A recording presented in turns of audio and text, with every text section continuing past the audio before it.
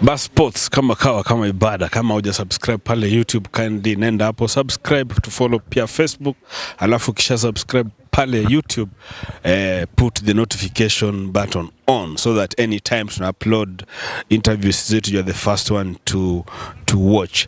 Now today I'm privileged to be at Amalemba Western hiyo, na kitu kimenileta hapa mostly watu tunasema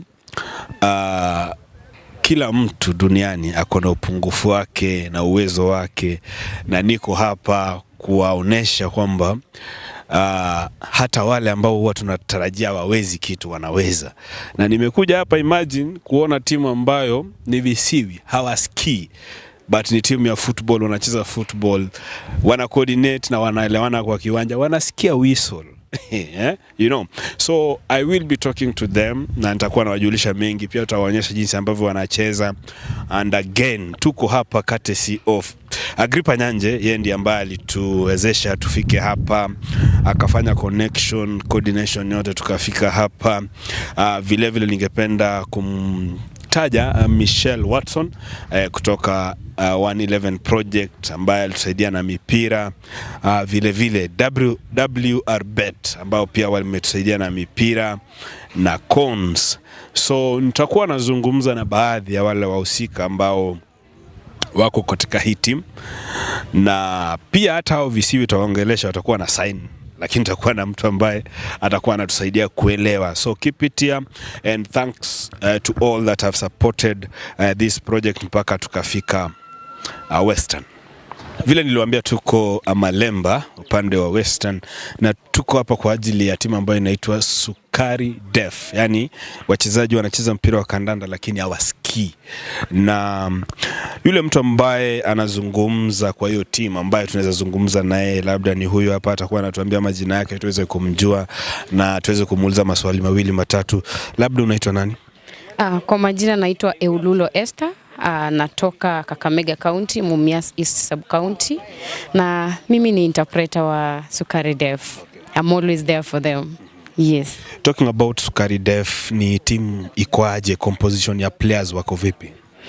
In Sukari Def kila mtu ni bubu, hasikii, haongei, ila kwa uwezo wa Mungu tunajaribu, unapata tuna win. We've won some trophies, tuko nazo, wako mpaka na gold medals wako nazo.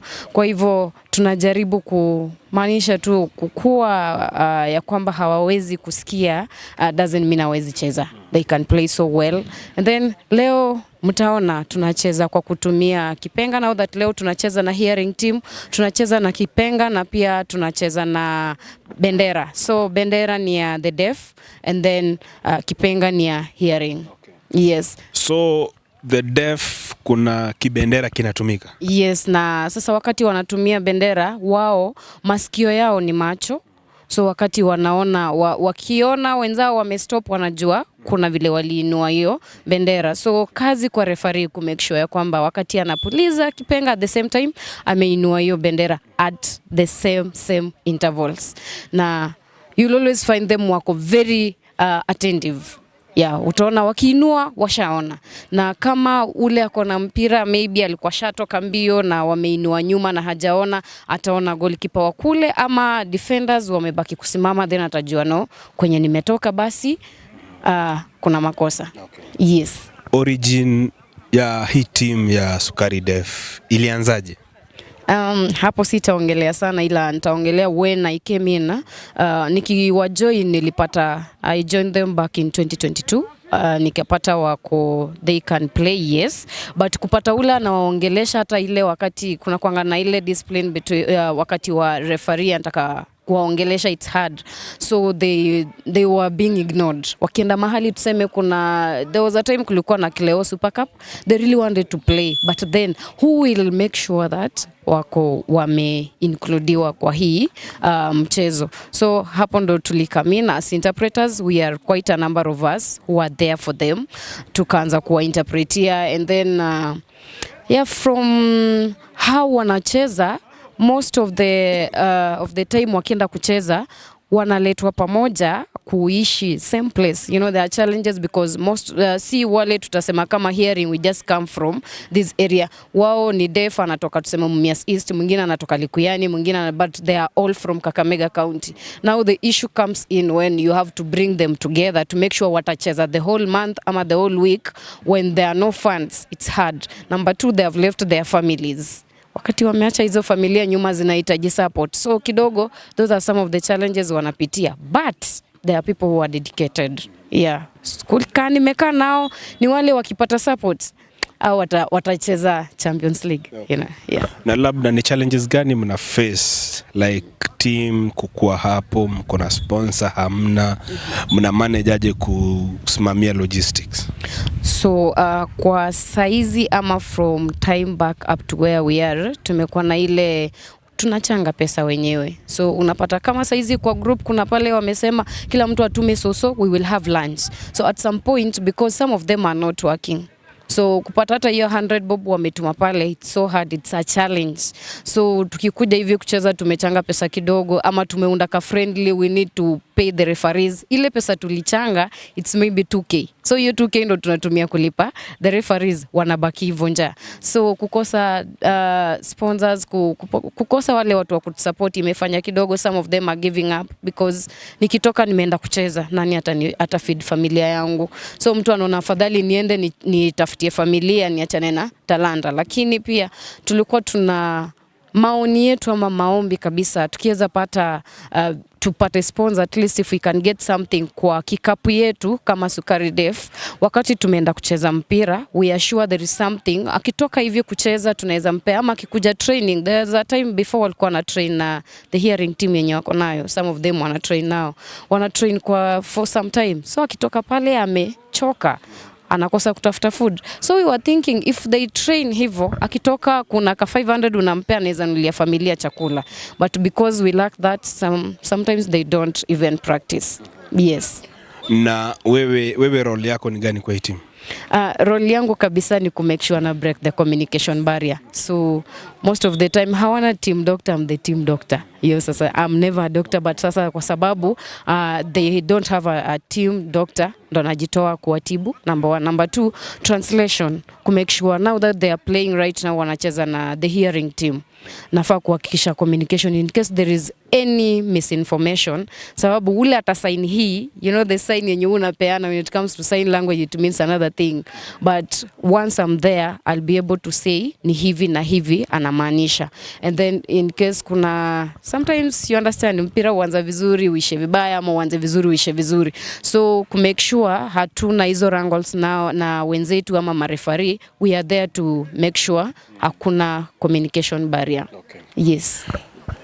Sana ni nini ambacho tuseme kwa team, kuna balls, kuna cones, kuna nini ambacho hasa mnahitaji zaidi na hamna, na mngependa kuomba watu pale nje wafanye nini? So kwa saizi ile tunakosa kwa sana, hawana uniforms enough, number one. Players wetu hawana boots at all. Kwanza hata hiyo ndo ya kwanza, because saizi ukiona hapo most of them boots zimeraruka, hawana boots kabisa. Boots, uniforms, socks, and then kuna inaitwa ndo shield ile ya kuvaa ya hiyo pia they lack. And then basically maybe ni ile support ule umesikia nikikwambia, making sure kikapu yao iko sawa, itanisaidia kuwaeka uwanjani, because I see stars in them, but what makes them maybe to lag behind is if I am now here playing, what will my family eat? Yeah, that's the only thing. Na team iko na coach? Tuko na coach na ni deaf, na management yao vile tu nimesema wote ni deaf. So coach ni deaf na yupo. Na coach amepitia maybe training fulani ya coaching, ama ni ile tu ya kujitolea? Amepitia trainings za FKF. He can talk about it himself. Okay. Yes. Sawa, tutakuwa tunaongea na coach kwa muda usiokuwa mrefu. Kwa sasa tumesikia Esther amesema kwamba timu iko na challenges kiasi, especially uniform, boots, footballs, shin guards. So kama uko pale nje, tutaweka namba ya team hapa chini, we can contribute. And also kama unaweza sponsor team na any of the equipments ambazo tumesema, you can contact us, kwa sababu we will plan to come back here to make sure kwamba timu imepata kits, timu imepata enough balls, timu imepata shin guards, na pia timu at least wamepata sponsor mwenye wakishamaliza kucheza wachezaji wanaweza rudi nyumbani na kitu. Amesema kwamba coach pia ni deaf, so haizi zungumza, so tutamleta, atakuwa hapa kutranslate tuweze kusikia pia maoni ya coach. Okay, hapa niko na coach wa Sukari Def ambaye hasikii, lakini yeye ndio mkufunzi mkuu wa timu ya Sukari Def, timu ambayo ni ya watu ambao hawana uwezo wa kusikia. Na labda nitataka kujua jina lake alafu tuweze kuendelea. Maybe coach anaitwa nani? Hello, anawasalimu wote. Yeye ni mkubwa wa Sukari Def na kwa majina anaitwa George Baraza. Ndio hiyo sign name yake. He's the manager of Sukari Def. Na saizi ukiona wapo wanacheza, na ni wengi, they come from Kakamega County. Some from different wards. Tunawa collect, tunawa mobilize, they come for training. Sometimes wana train hearings. It started from before ye mwenye ndo alianzisha. It used to be so tough, the toughest team. Wame travel, wameenda Nairobi, Mombasa. For himself saizi amevunjika mguu juu tu ya mpira bado, but still anaendelea kuwa support wakimove and they are winning. So for today, for now, because haizi cheza, aliamua our support kabisa, awafunze mpira, wa train. They always train kwa field in Kakamega inaitwa Lions, on Sunday, on Friday. Watu wanaenda pale, Def wana practice. On Wednesday sometimes, because you know they have jobs and also some other challenges because they have families. So we thought it's wise if we give them also opportunity to train and also to look for the food. So our friend in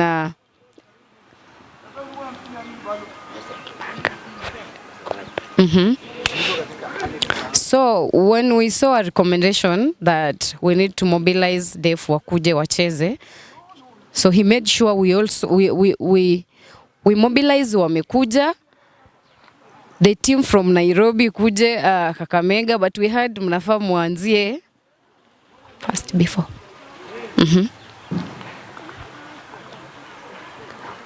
Okay, for them they have been connecting in Kenya, like the countrywide, choosing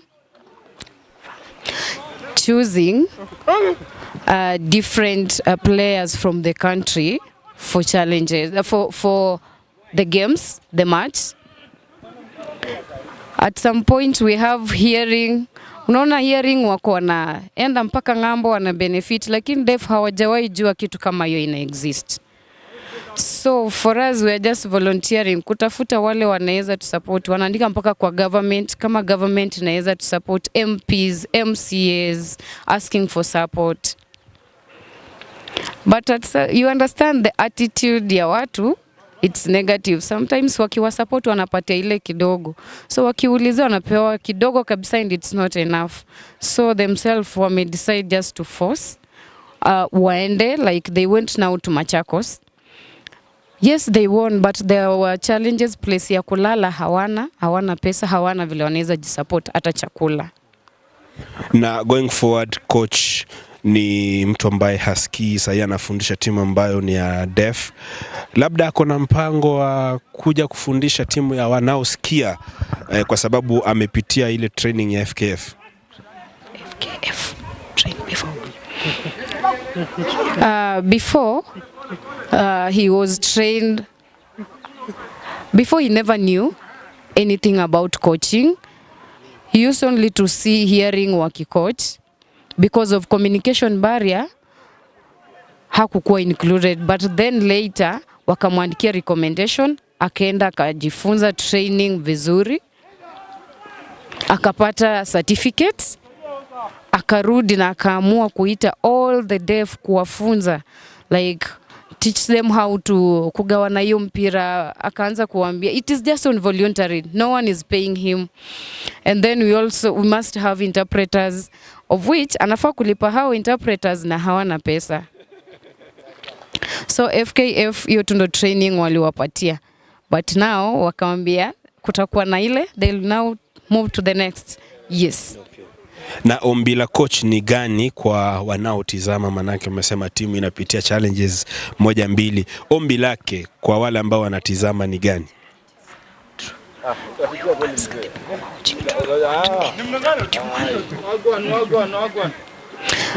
For him, he thinks the team needs a lot of support. Number one, in 1 year, I think what they have just experienced, they always miss transport, a place to sleep.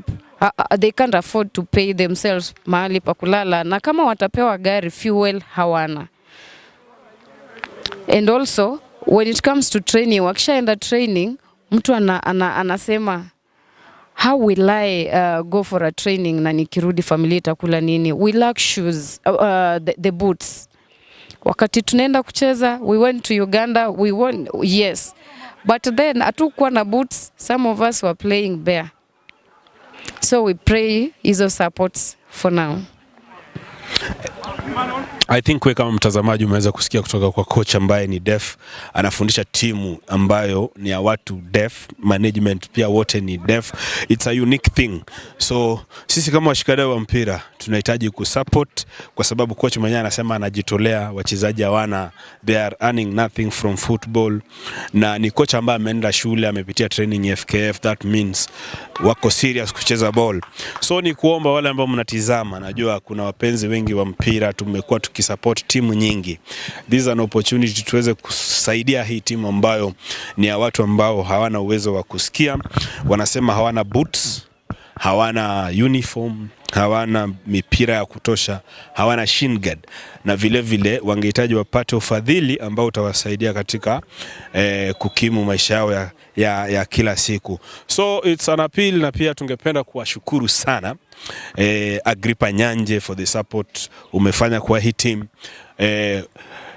Kampuni ya uwekezaji ya WRBet tungependa pia kuwashukuru sana, wamehakikisha kwamba timu imepata mipira, na vile vile Michelle Watson ambaye pia alitusaidia mipira tumeleta siku ya leo. Kwa hivyo tutaweka nambari hapo na tutapanga siku ya kurudi huku, tuhakikishe ya kwamba timu imepata uniform, timu imepata boots, na timu pia imepata shin guard. So tutaanza kampeni ya kuhakikisha kwamba the team is well equipped, na kwa wale zile kampuni ziko pale nje wangependa kusponsor hii team, basi this is an opportunity for you to sponsor Sukari Deaf Football Club.